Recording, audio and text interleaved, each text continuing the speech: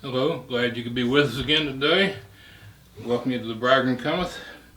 Today we'll be reading from the book of Isaiah, chapter 2, starting at verse 1. But before I start my reading, I'd like to invite you to write us. Our mailing address is Post Office Box 508, Hillview, Kentucky 40129. And you may email us at delatom@twc.com. And you may also see the program on YouTube under Dallas Kirk Ministries. And my wife, the Reverend Della Kirk, will be coming as soon as I finish reading the scripture here, Isaiah chapter 2 and verse 1. The word that Isaiah, the son of Amos, saw concerning Judah and Jerusalem.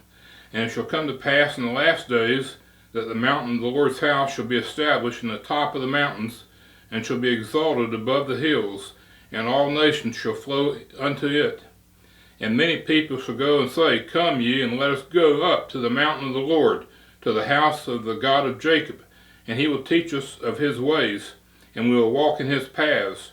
For out of Zion shall go forth the law, and the word of the Lord from Jerusalem.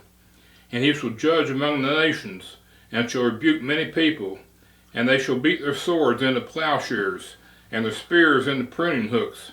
Nation shall not lift up sword against nation, neither shall they learn war any more. O house of Jacob, come ye, and let us walk in the light of the Lord.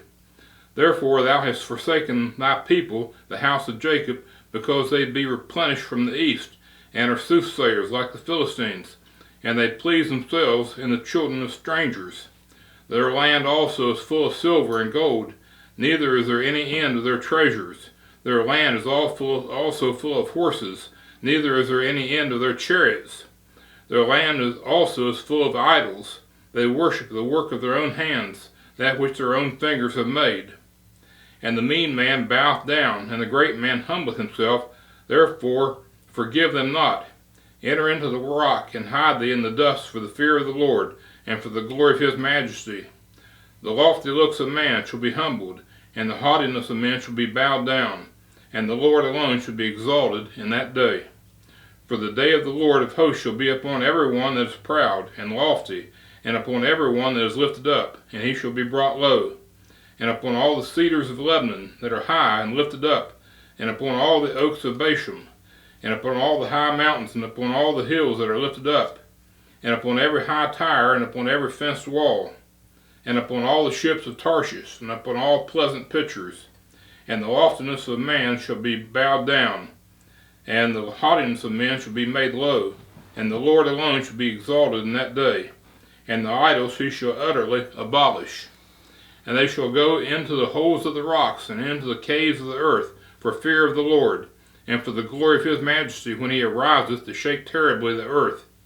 In that day a man shall cast his idols of silver, and his idols of gold, which they made, each one for himself, to worship, to the moles and to the bats, to go into the clefts of the rocks, and into the tops of the ragged rocks, for fear of the Lord, and for the glory of his majesty, when he ariseth to shake terribly the earth. Cease ye from man, whose breath is in his nostrils, for wherein is he to be accounted of? And now here's my wife Della, and she'll bring us today's music and message.